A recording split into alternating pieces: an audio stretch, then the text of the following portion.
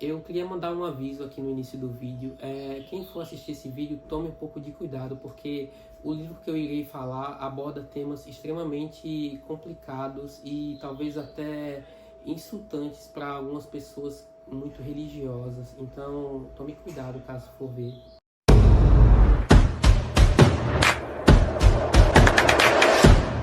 Capítulo 1. Ignatius Martin Parrish passou a noite bêbado e fazendo coisas terríveis. Ele acordou na manhã seguinte com dor de cabeça, levou as mãos às têmporas e sentiu uma coisa estranha. Um par de protuberâncias pontiagudas e nodosas.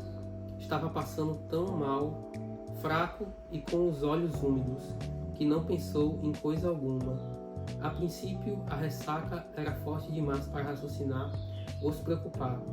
Mas, ao cambalear diante do vaso sanitário, Ig deu uma olhada no espelho acima da pia e viu que chifres brotaram da testa dele, enquanto dormia. Ig tropeçou e pela segunda vez em 12 horas mijou dos próprios pés. O livro que eu irei trazer hoje é o livro O Pacto, o melhor livro que eu já li esse ano, pelo menos. O Pacto foi escrito pelo Joe Hill, é um livro de suspense e mistério e foi publicado pela editora HarperCollins. O livro é dividido em 50 capítulos e 415 páginas. Também é dividido em 5 seções: Inferno, Bomba, Sermão Inflamado, O Consertador e o Evangelho segundo Mick Cave. O livro também tem uma seção dedicada aos agradecimentos e confissões. Também tem um aviso sobre uma história extra e também tem a própria história extra, titulada de O Diabo na Escadaria. Agora vamos falar sobre a sinopse do livro. O livro se passa numa cidade do interior norte-americana chamada Gideon. E lá nós acompanhamos a história de um garoto chamado Ignatius Parrish. Ignatius Parrish é um garoto comum, pacato, na dele, que vai à igreja todos aos domingos, que tem uma família que apoia muito ele, que tem amigos que gostam muito dele e o melhor de tudo, ele namora uma linda garota chamada Mary Williams. Só que a vida perfeita de Ignatius acaba sendo estragada quando ele recebe uma notícia terrível. Sua namorada acaba sendo assassinada, a Mary Williams, e acaba tendo seu corpo violentado. E o pior de tudo é que as suspeitas acabam recaindo sobre ele. A polícia, a cidade inteira acaba suspeitando dele, mesmo não tendo nenhuma prova cabal para acusar. E depois, de que todo mundo acaba suspeitando dele, todo mundo acaba se afastando dele, A família, os amigos, todo mundo acaba cortando contato com ele. E ele acaba ficando meio sozinho e a vida dele se transforma num inferno. Um ano se passa e o Ignatius acaba caindo numa noite de bebedeira e acaba indo até o memorial que fizeram lá onde a Mary foi assassinada. Ele acaba mijando numa cruz, acaba amaldiçoando Deus, acaba mijando numa imagem de uma santa também. E ele não consegue, e ele dorme, Ele acaba voltando para casa e acaba dormindo. E ele acaba se esquecendo de uma coisa que aconteceu nessa noite, que ele não consegue se lembrar depois de ele ter urinado na santa e feito tudo aquilo. Ele acaba acordando com uma dor de cabeça muito forte nas têmporas e ele acaba se olhando no espelho e acaba vendo que cresceram chifres na cabeça dele. E ele também acaba descobrindo uma coisa terrível sobre os chifres. Toda pessoa que ele acaba encontrando acaba tratando como se ter chifres fosse algo normal. Eles acabam vendo, você tem chifres, mas isso é normal, Não tem problema. E também acontece outra coisa, uma coisa um pouco mais complicada e chata. Todas as pessoas acabam confessando sem problema algum, sem ter nenhum tipo de censura, o que elas querem fazer e os pecados que elas cometeram. Por exemplo, olá, tudo bem? Eu queria muito matar a minha vizinha, eu queria muito matar o meu amigo, eu já roubei antes quando eu tinha 15 anos, esse tipo de coisa. Isso acaba se tornando algo muito incomodante para ele. Depois de vários encontros esquisitos e até um pouco perturbadores, ele acaba visitando a casa de seus pais e acaba encontrando seu irmão Terry lá. O Terry acaba confessando um segredo terrível que ele guardou por muito tempo. Ele sabe quem foi quem matou a Mary Williams. Então Iggy acaba decidindo partir em uma jornada de vingança depois que ele fica em posse desse segredo. Agora eu irei falar sobre alguns pontos do que eu achei do livro, o que eu achei importante, o que eu gostei, o que eu não gostei. Vamos começar. O primeiro ponto que eu irei analisar é a escrita. Vamos lá. O Joe Hill, ele é filho de um autor muito renomado chamado Stephen King, que é conhecido nas suas obras por ter um lado prolixo. Mas o que é isso, Thiago? Você me pergunta. Prolixo é você fazer uma descrição desnecessária de detalhes. Isso tem muito isso na história A Hora do Vampiro, que ele escreveu, que ele descreve muito a vida dos habitantes, descreve, e no final aquilo ali não serve para quase nada na história principal. Aqui, o Joe Hill, ele não faz isso. O Joe Hill não tem um lado prolixo. Ele descreve coisas, mas são coisas importantes, são coisas necessárias para a história. E também não é algo em excesso, não é algo que se torna maçante, não é algo que se torna chato. Isso foi um ponto muito bom para a história, porque a escrita é fluida e fácil de ler. Isso ajuda muito para quem está começando no mundo dos livros, para quem está começando uma primeira leitura. E também é muito bom para quem vai fazer uma análise ou vai fazer uma futura releitura do livro. Isso é muito bom e torna fácil o trabalho de quem vai analisar. Agora vamos falar sobre os personagens, vamos analisar eles. O primeiro personagem que eu posso analisar é o protagonista, o Iggy. O Iggy, na história, ele passa por uma jornada bem transformadora. Ele começa na história sofrendo muito pelo assassinato de sua namorada. Ele é o personagem que mais sofre.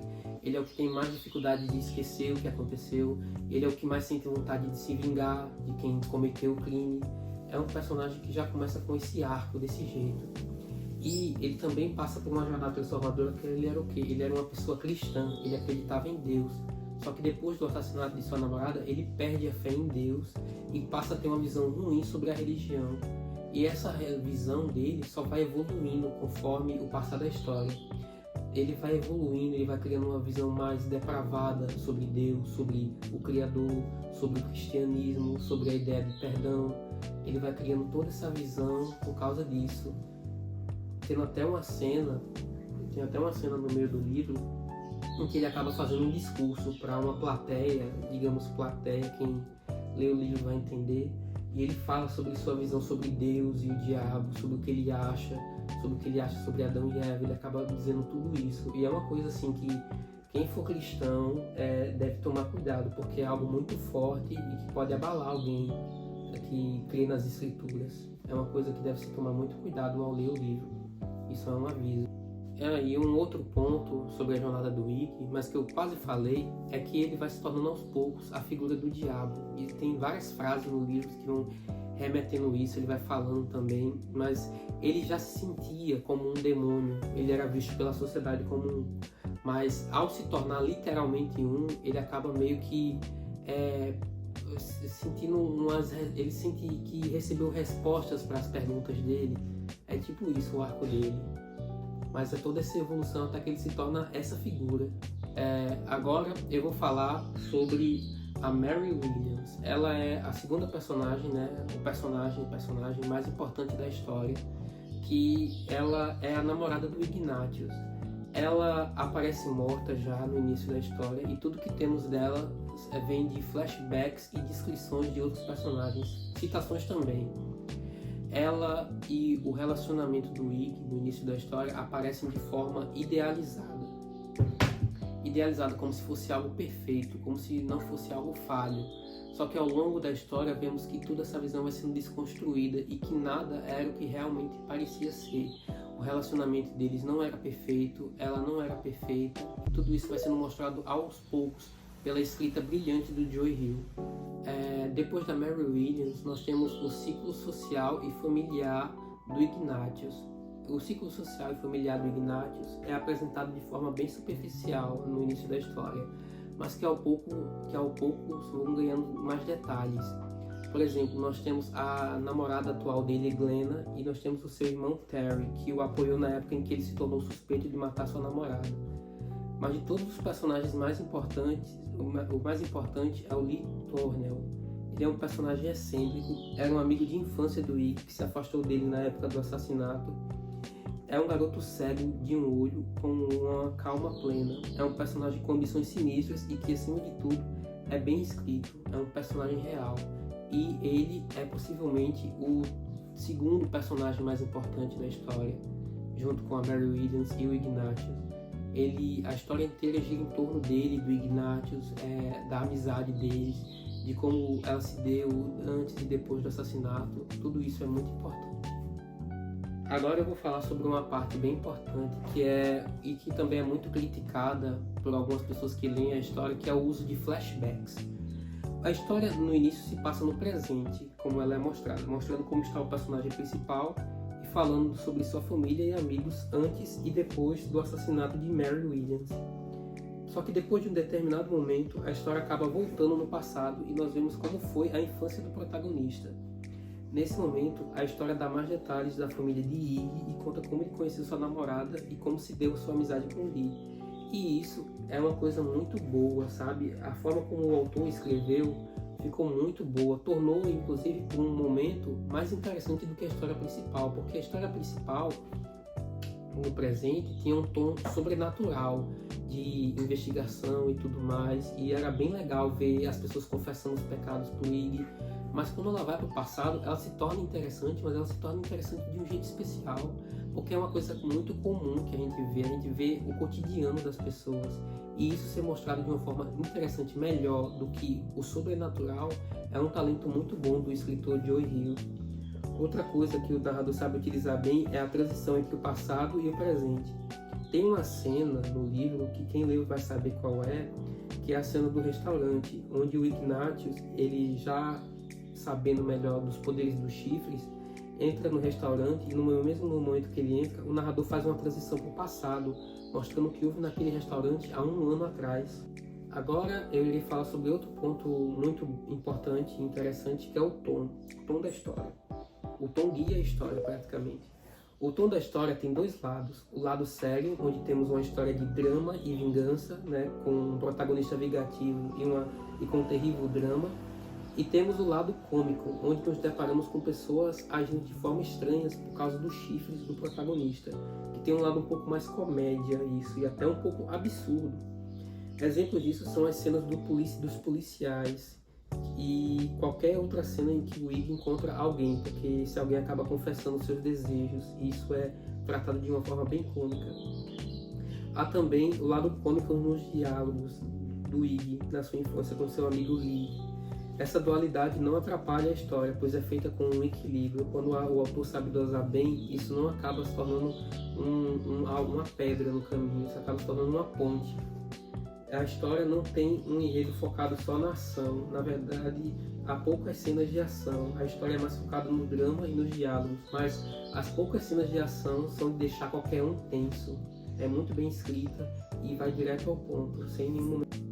Agora eu vou falar sobre algo um pouco trivial, mas são as referências. O livro tem várias referências a obras do autor Stephen King, como A Cidade de Derry. Tem também uma referência a um dos personagens de A Estrada da Noite. Quem é fã dessas obras vai ficar muito tocado ao ver as cidades e os personagens sendo citados no livro. Agora eu vou falar sobre o clima de suspense. O clima de suspense na história não é aquele clima de suspense estilo Sherlock Holmes. Não, é um clima de suspense mais espontâneo. Não há uma organização organizada a respeito do assassinato. É algo mais circunstancial. O verdadeiro suspense é ver o Ignatius descobrindo pouco a pouco os detalhes e vendo que literalmente nada do que a gente vê no início da história é o que parece, e que todo mundo, da família, dos amigos, escondiam algo dele. Mas Tia Alison, a história tem algum antagonista? Tem alguém com quem o Ignatius acaba se enfrentando? Tem sim.